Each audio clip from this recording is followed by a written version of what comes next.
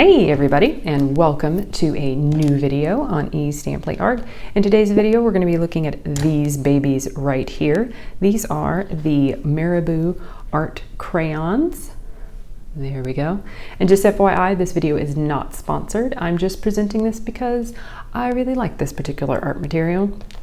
You can use these in mixed media or use the crayons obviously on their own. I got a few of these in a art subscription box and I liked them so much that I wanted to get all the array of colors that were available. These are watercolor crayons, so these are going to work a little bit differently than like say your water-based markers or even regular crayons in the way they work. We're going to be doing different blending techniques with these art crayons, and that way you can see which technique that you might want to use in your own pieces at home. So let's get started, shall we? The first technique that we are going to look at is the direct-to-paper blending using the colorless blender. This would be the more straightforward way to use these art crayons.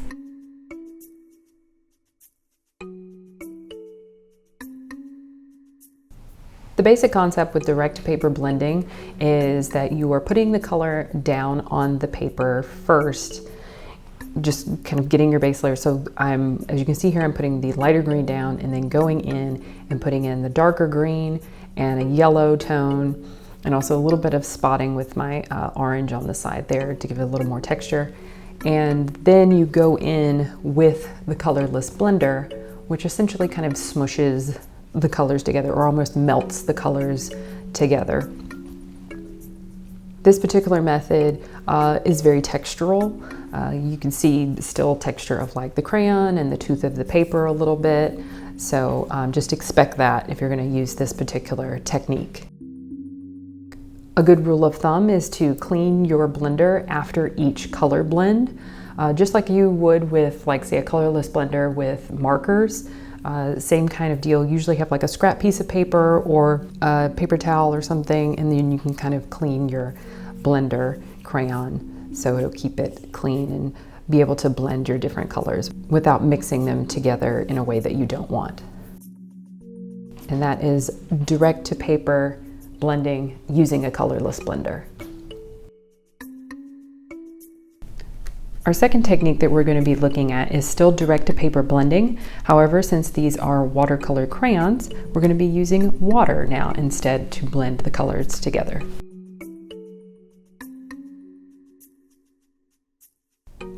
The direct to paper blending but using water is very similar to the previous technique that we did, except we're using water in this case. It's also very similar to say if you used watercolor pencils, where you're putting the color down and then going back in and blending them with water. So it's a very similar technique to that. Just as before, we are laying down all of our colors first, the light green, the dark green, the yellow, etc. And then we're going in with the water afterwards and just kind of melting them together. This technique is also a little smoother in its result than the previous technique. I guess because the way the water interacts with these particular crayons, since they are watercolor crayons, that is the ideal way to have them blend, and so it blends and melts them together in a little more smoother fashion than it does with the colorless blender by itself. This technique also has a more painterly quality to it. It's like you're putting the colors on the canvas and mixing them on the surface while you're doing it. So it's very similar to that.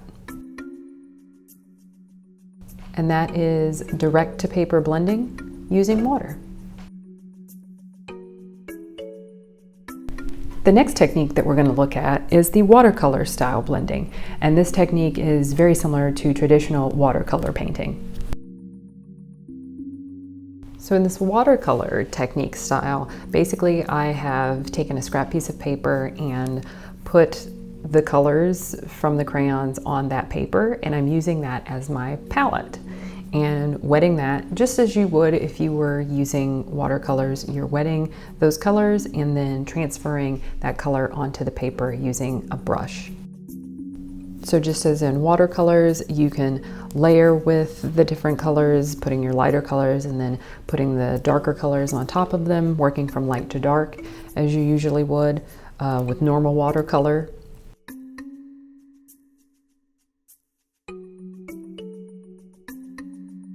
Also in this particular technique, if you'll notice, the colors won't be quite as vibrant, but that's kind of the point. You're getting that watercolor texture, that lightness that comes with that particular style.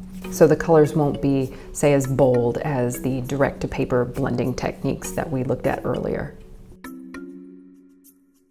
And that is the watercolor style of blending using these crayons. So the last technique that we're going to look at is blending by rubbing.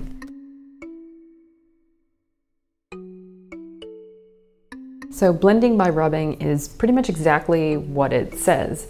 We're putting the colors down and we are rubbing the colors together. Because this is a crayon and it has that kind of consistency, you can kind of just blend the colors together by using the friction that you're putting to the paper to blend them together. In this case, I'm using my fingers, which I just like to do that. I'm very tactile that way. However, you can also use like a paper towel or even a smudge stick or a tortillon to blend your colors together as well if you don't want to get your hands so dirty. Using this method also gets a little messy and you can go out of the lines a fair amount, but it also creates a little bit of a smooth blend when you are done with it. And it still has a little bit of a texture and tooth of the paper, just as the previous direct-to-paper blending techniques, but it has a nice result. And that is blending by rubbing. And there we have it. Different ways that you can blend and use these wonderful Marabu Art crayons. To recap, we have the direct-to-paper blending with the colorless blender, the direct-to-paper blending using water, also our watercolor technique style here, and also blending by rubbing. If you enjoyed this video, feel free to give it a nice thumbs up down below. And if you want to know about new videos when they are coming out on my channel, you can hit the notification bell or you can hit the red subscribe button down here. If you also want to follow more of my artistic journey, you can do so on my Instagram or my Twitter at E.Stampley Art. As always, I'd love to thank you guys for tuning in my channel, and I'll see you next time. Bye!